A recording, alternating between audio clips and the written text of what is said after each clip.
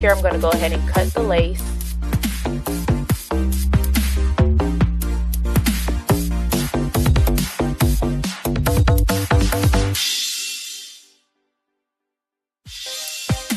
You don't want to chop any ears off, so have your client hold their ear while you cut around their ear.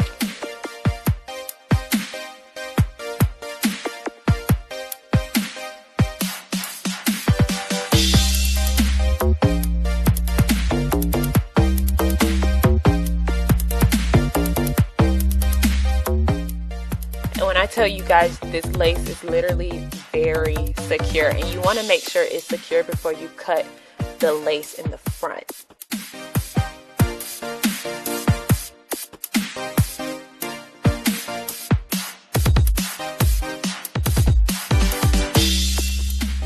So now I'm going to cut a little bit of baby hairs, not too much, but you know, just a